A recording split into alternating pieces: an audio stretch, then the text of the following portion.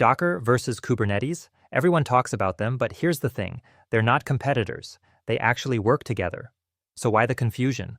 Let's clear it up and figure out which one you actually need. Docker. It's a containerization platform. Think of it as a way to package your application with everything it needs to run, code, libraries, dependencies, into a single container. It makes your app portable and consistent across different environments. You run Docker on your laptop, and it works the same way in production. Kubernetes, often called K8s, is a container orchestration system. It doesn't replace Docker, it manages it.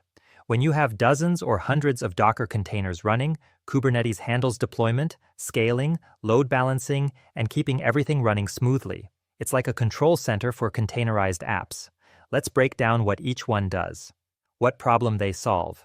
Docker solves the "it works on my machine" problem. Your app runs the same everywhere because the container includes everything it needs.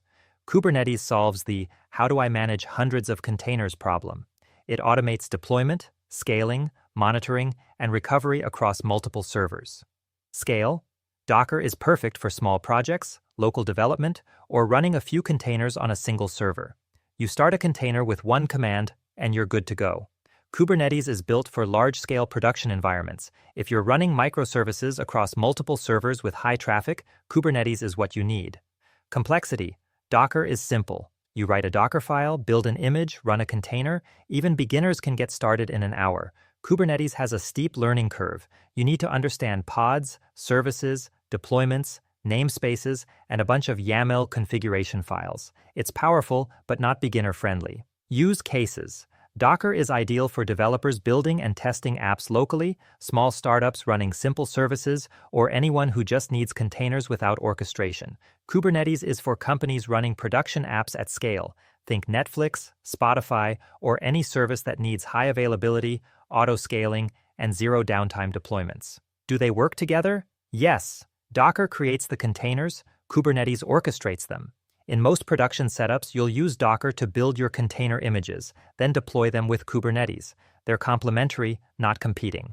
Alternatives. If Kubernetes feels like overkill, there's Docker Swarm, Docker's built-in orchestration tool.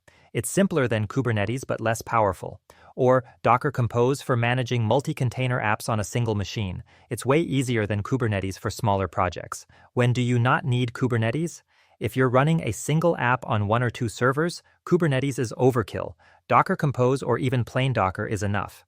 If your team is small and you don't have DevOps experience, managing Kubernetes will slow you down more than it helps. When do you need Kubernetes? When you're running microservices across multiple servers, when you need automated scaling based on traffic, when downtime is not an option and you need self-healing containers, when you have a dedicated DevOps team to manage infrastructure. Bottom line, Docker is for building and running containers. Kubernetes is for managing them at scale. Start with Docker. Only move to Kubernetes when your app and team are ready for that complexity. Still confused? Drop your questions in the comments. If this helped, hit like and subscribe for more DevOps breakdowns. Catch you next time.